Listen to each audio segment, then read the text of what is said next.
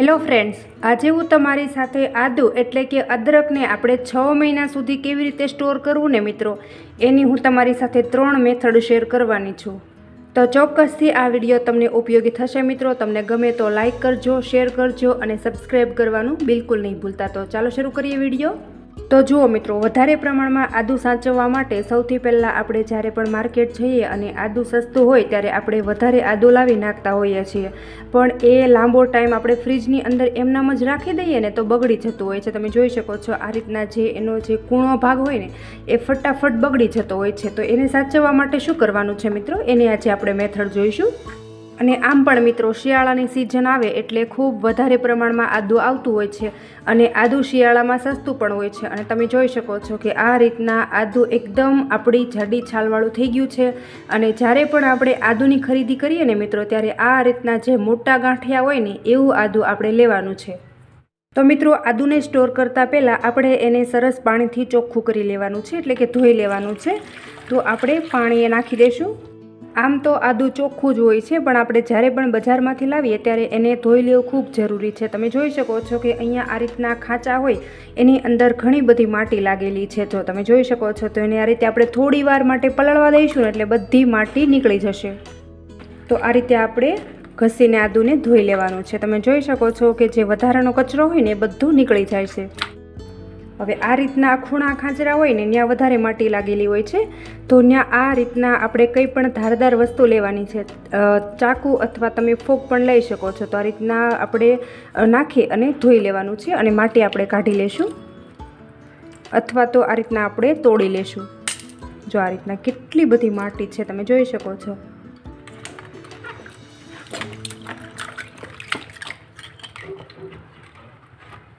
જો આટલું ગંદુ પાણી આપણે નીકળ્યું છે અને હજી આપણે ફરી વખત એને 2-3 પાણી વડે ધોઈ લેશું. તો તમે જોઈ શકો છો કે મેં આદુને ધોઈ અને સરસ એવું ચોખ્ખું કરી લીધું છે.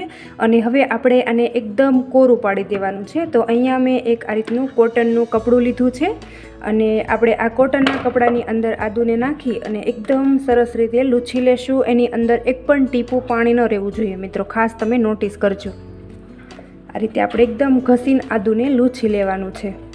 તો મિત્રો, આપણે જ્યારે લીંબુ સ્ટોર કરવાની મેથડ જોઈ તો એની અંદર મેં તમને બતાવ્યું હતું કે જ્યારે પણ આપણે લીંબુ સ્ટોર કરીએ ત્યારે આ રીતે લીંબુને ધોઈ અને કોરા પાડી દેવાના છે.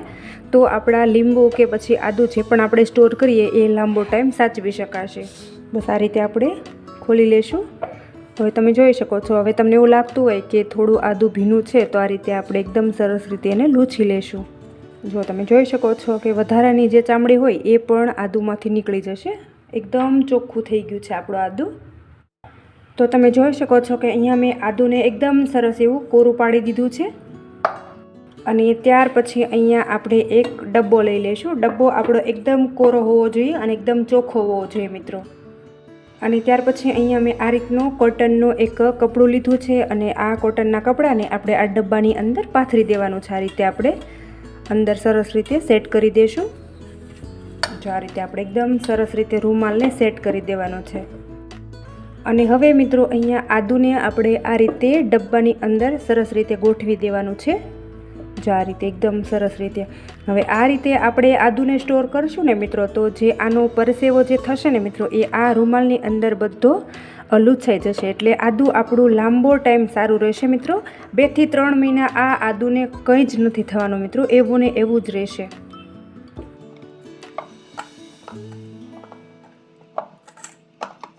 બસ આ રીતે આપણે સરસ રીતે સેટ કરી દઈશું. અને આ રીતે આપણે બધી બાજુથી આ કપડાને આ રીતે ઓઢાડી દઈશું, ઢાંકી દઈશું. અને ત્યાર પછી આપણે આ ઢાંકણ બંધ કરી દઈશું.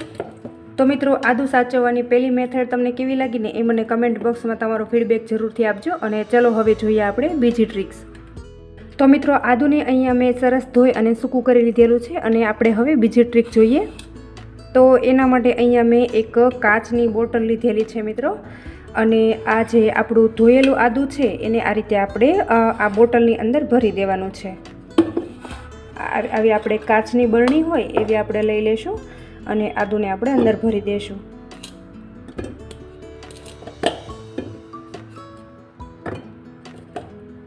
આ રીતે મોટું જે કાચનું કન્ટેનર હોય ને મિત્રો, એની અંદર તમારે આદુને નાખવાનું છે, જેથી કરીને સરખી રીતે સમાઈ જાય મિત્રો. હવે જો તમે જોઈ શકો છો કે અહીંયા મારે જે આ 500 આદુ હતું એ બધું આ બોટલની અંદર સમાઈ ગયું છે.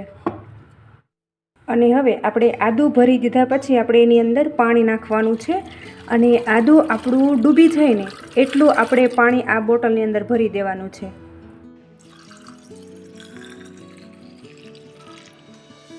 અને હવે આપણે એની અંદર 1 ટીસ્પૂન જેટલું મીઠું નાખી દઈશું મિત્રો. તો મિત્રો, તમે ક્યારેક જોયું હશે કે બધા આંબળા જ્યારે સ્ટોર કરે છે ત્યારે આ જ રીતે આંબળા સ્ટોર કરે છે. હવે આ રીતે કાચની બોટલની અંદર આંબળા ભરી એની અંદર મીઠું નાખી દેતા હોય છે. આપણા આંબળા 6 મહિના કે પછી વર્ષ સુધી સાચવી શકાય છે. તો આ રીતે તમે કરશો ને મિત્રો, તો તમારું આદું એવું ને એવું જ રહેશે, જરા પણ નહીં બગડે મિત્રો. ઢાંકણ બંધ કરી દેશું અને આપણે આ બોટલને ફ્રીજની અંદર રાખી દઈશું મિત્રો. અને પાણી આપણું ઠંડુ થઈને એના લીધે પણ આપણું આદું જરા પણ નથી બગડતું. તો મિત્રો, આ મેથડ તમને કેવી લાગીને એ મને કમેન્ટ બોક્સમાં તમારો ફીડબેક જરૂરથી આપજો મિત્રો. અને હવે આપણે જોઈએ ત્રીજી ટ્રિક્સ. તો મિત્રો, આદુ સાચવવાની જે ત્રીજી ટ્રીક છે એ ખૂબ સરળ છે અને ખૂબ ઇઝી પણ છે. તો આ રીતનું મેં એક પોલોથીન લીધેલી છે. હવે આપણે શાકભાજી લાવીએ ત્યારે આપણે આ રીતની કોથળી તો આવતી જ હોય છે, અને કોથળી આપણે સાફ હોવી જોઈએ, ગંદી ના હોવી જોઈએ. અને આ જે આદુ છે એને આપણે આ રીતે કોથળીની અંદર ભરી દેવાનું છે. અને આ રીતે આપણે હવે એની અંદર 1 ટીસ્પૂન જેટલું આપણે મીઠું નાખી દઈશું મિત્રો. આ રીતે આપણે મીઠું નાખી દઈશું અને આ કોથળી આપણે બંધ કરી દઈશું અને આ રીતે આપણે હલાવી લેવાનું છે. હવે આ જે મીઠું છે એ પ્રિઝર્વેટિવનું કામ કરે છે. તમને ખબર હોય તો આપણે જ્યારે મરચાં રાયતા બનાવીએ ત્યારે પણ એની અંદર આપણે મીઠાનું પ્રમાણ વધારે હોય છે, અને ગુંદાનું અથાણું બનાવીએ ને મિત્રો ત્યારે પણ એની અંદર મીઠું વધારે હોય છે. એટલે મીઠું નાખવાથી આપણું આદું લાંબો ટાઈમ સાચવી શકાય છે મિત્રો. અને હવે આ જે કોથળીનું મોઢું છે એને આપણે આ રીતે ગાંઠ મારી દઈશું અને આપણે આને છે ને ફ્રીજની અંદર રાખી દઈશું. જે ફ્રીઝરની નીચેનું ખાનું હોય ને મિત્રો, એની અંદર આપણે રાખશું, જેથી કરીને ઉપરથી ઠંડક વધારે આવે ને મિત્રો, એટલે આદું આપણું લાંબો ટાઈમ સારું રહેશે મિત્રો. તો તમને આ ત્રીજી ટ્રિક્સ કેવી લાગી ને મિત્રો, એ મને કમેન્ટ બોક્સમાં તમારો ફીડબેક જરૂરથી આપજો. તો મિત્રો, આદુ સાચવવાની 3 રીત કેવી લાગી ને એ મને કમેન્ટ બોક્સમાં તમારો ફીડબેક જરૂરથી આપજો. મિત્રો, આશા રાખું છું કે તમને મારો આજનો આ વિડીયો ખૂબ જ પસંદ આવ્યો હશે. અને પસંદ આવ્યો હોય ને મિત્રો, તો તમારા ગ્રુપમાં શેર કરવાનું બિલકુલ નહીં ભૂલતા. અને હજુ સુધી તમે મારી ચેનલ ઉપર નવા હોય અને ચેનલને સબસ્ક્રાઈબ ન કરી હોય તો બાજુમાં રહેલી ઘંટી દબાવી તમે મારી ચેનલને સબસ્ક્રાઈબ કરી લેજો, જેથી કરીને આવા અવનવા વિડીયો લાવું ને મિત્રો એની નોટિફિકેશન તમને જલ્દી મળી જાય. અને હજુ પણ આપણે આદુને 3 થી 4 વર્ષ કેવી રીતે સ્ટોર કરવું ને મિત્રો, એની મેથડ તમારે જોવી હોય ને તો તમે બધા મને કમેન્ટ કરીને તમારો ફીડબેક જરૂરથી આપજો મિત્રો. Thank you.